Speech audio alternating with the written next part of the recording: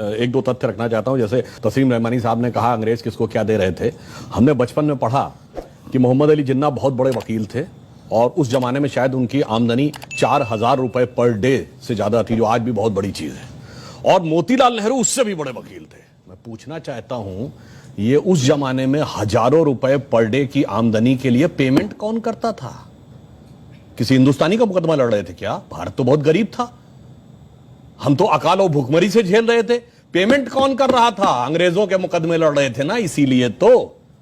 और मैं यह भी बताना चाहता हूं, जिसमें अशफाक उल्ला खां, राम प्रसाद बिस्मिल, चंद्रशेखर आजाद, काकोरी कांड, जो लखनऊ के पास ब्रिटिश सरकार का खजाना क्रांतिकारियों ने लूट लिया था, ब्रिटिश सरकार का वकील कौन था? JN मुल्ला, जगत नारायण मुल्ला, कांग्रेस के नेता खड़े थे ब्रिटिश सरकार की तरफ से कि इनको फीस कौन दे रहा था? उनको सरकारी वकील थे ना, तो सरकार से ही तो फीस ले रहे होंगे। अब मैं एक दो फैक्चुअल बात कहता हूं, वो तो विषय अभी सावरकर जी का माहौरकर जी बताएंगे।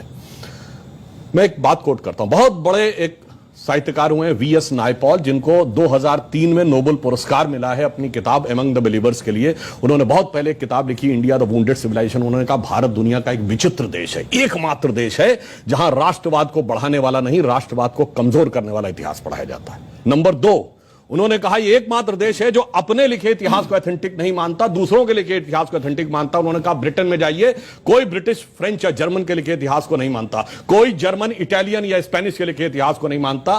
कहा उससे भी बड़ा आश्चर्य यह है कि ये विदेशियों के लिखे इतिहास को ही प्रामाणिक नहीं मानता है, जिन्होंने इस पे हुकूमत की, जो इसके दुश्मन थे, उन दुश्मनों के लिखे हुए इतिहास को प्रामाणिक मानता है। कहता इससे बड़ा दुर्भाग्य किसी देश का नहीं हो सकता। अब मैं बताता हूं उसमें हुआ क्या।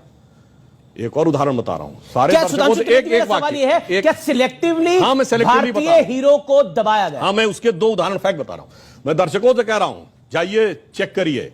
एक KGB के जासूस था जिसका नाम था यूरी बेजनेव, जो भारत में पत्रकार बनकर 70 के दशक में रहता था। उसके संस्मरण पढ़िए। उसने लिखा, हमें एजेंडा दिया गया था कि भारत की संस्कृति को कैसे तबाह करना है और उसके लिए हम क्या क्या कर रहे थे। जो बात इन्होंने कहा कि नूरुल हसन साहब बने तो उसके बाद क्या हुआ, वो छोड़िए। अब मैं एक उदाहरण बताता हूं। महमूद गजनी ने सोमनाथ का मंदिर तोड़ा। जवाहरलाल नेहरू ने डिस्कवरी ऑफ इंडिया में पेज नंबर 235 पे यह लिखा कि वो तो एक योद्धा था, उसका धर्म से कोई लेना देना नहीं था, उसने जो लूटपाट की है वो अपने किंगडम को इनरिच करने के लिए की है। जबकि हकीकत यह है कि खुद महमूद गजनवी के साथ आए हुए उसके राइटर उतबी, उसने अपनी किताब तारिकुल यामनी में लिखा है कि जब उसने मंदिर पे कब्जा कर लिया और उसके पास राजा और पुजारी पहुंचे कि ये शिवलिंग मत तोड़िए, इसके लिए हम 1 करोड़ स्वर्ण मुद्राएं देने को तैयार हैं, और उसके सलाहकार गए तो जानते क्या जवाब दिया महमूद गजनी ने?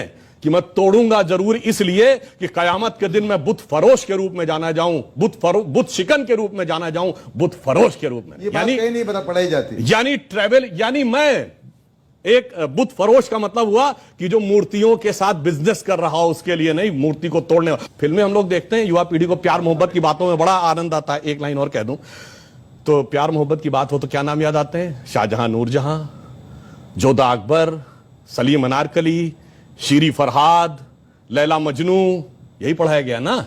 जबकि एक मुगल बादशाह बताइए जिसकी 1 दर्जन से कम ऑफिशियल बीवियां रही हूं, और एक भी बादशाह बताइए कैसा प्यार था तो 10-10 के साथ एक स्त्री के प्रति समर्पित निष्ठावान प्रेम का प्रतीक 3 पीढ़ियों से हमारे दिमाग में ऐसे भर दिया गया कि बच्चे से पूछिए तो उसे यही याद आता है। इसे कहते हैं एजेंडा। और एजेंडा सिर्फ एक तरफ नहीं था। इंडिया गेट के सर्किल पे घूम जाइए, बाबर रोड, हुमायूं रोड, अकबर, वो सब तो अलग है।